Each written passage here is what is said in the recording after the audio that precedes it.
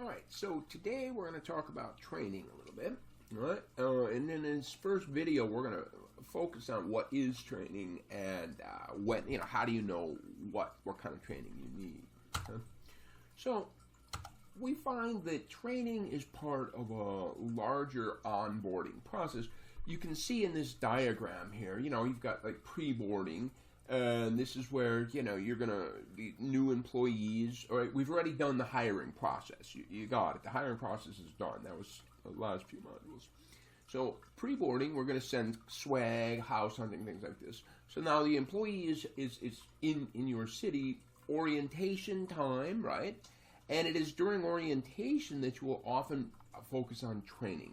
Because as we know that many university degrees are designed to give you a general set of skills that will allow you to be successful in many occupations.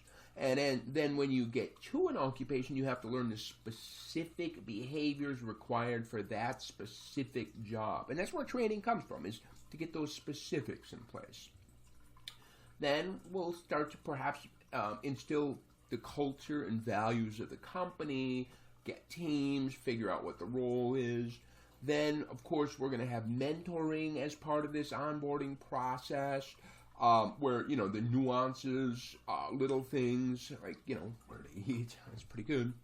And then ongoing, and, of course, after, say, the first performance review or something like that, you may have to have training again to, get up to speed on those parts that are deficient. So training can pop in at many, many parts of this hiring process.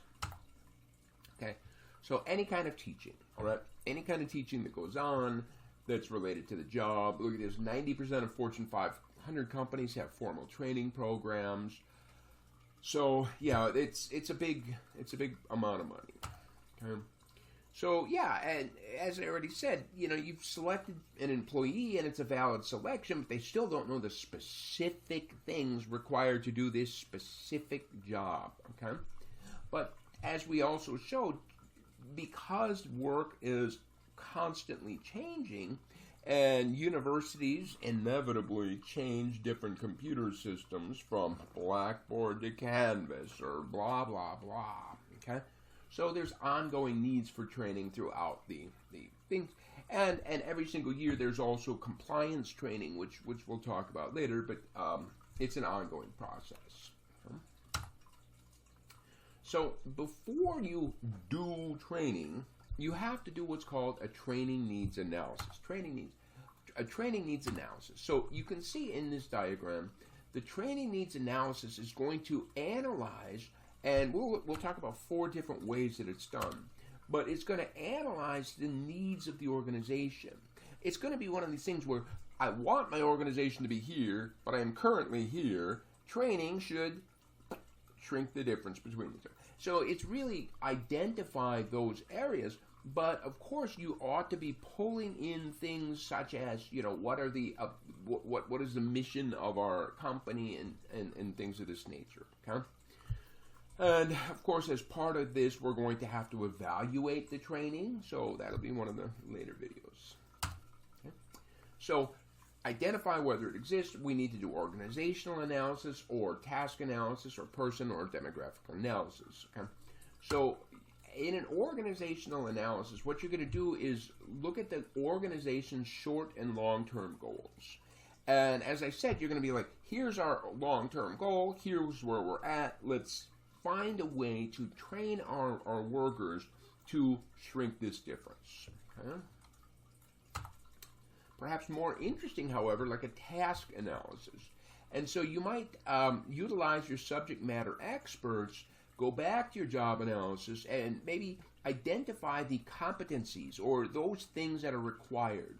Maybe what is the ideal way to perform the job, and how is it currently being performed? And so you're going to break down the job itself into its tasks and the competence it requires for those tasks, okay?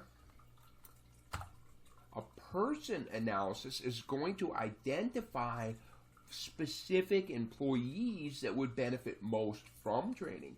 because training is very expensive. And if you throw out a blanket training program across all employees, many of those employees do not need the training program, and that is wasted dollars. So you identify the specific people and give them what they need. So in this table, we can kind of see, let's say, for example, there's a bank teller. Now we've got 5 bank tellers. 5 bank tellers. Abbott, Twain, Smith, Baxter, and Paxton. Okay? These names are all made up and fictional. Okay? So you take a look and see the bank teller job is broken up into these 5 competencies. Cross-selling. You know, that's like when you try to convince them to get a credit card they don't need. Loan processing. Data accuracy. Customer relations. Drawer accuracy. That's important. Drawer accuracy. And so, number 1, you could do a task analysis and identify, our weakest competency in our organization is in fact cross-selling. So if we are going to be spending training dollars, it makes sense that we would try to spend it on our weakest point. Okay? But if we did a person analysis, we would say, take a look. It is Abbott and Paxton that clearly do not know how to do their jobs, okay? So maybe we should focus our training dollars on those 2 individuals. So in this little matrix, we can identify the task that is the weakest, or competency that is the weakest, and the individuals that are the weakest, okay? Or perhaps in a third way, a demographic analysis, and maybe break down your organization into larger demographical units. One of the most obvious being perhaps young employees versus older employees. And so maybe older employees need different types of training than younger employees. Another obvious breakdown would be male versus female, because if you're going to you will spend money on sexual harassment training. No, I ain't saying that the girls ain't got to have sexual harassment training. I mean, you ought to spend more money on the males on that stuff, all right?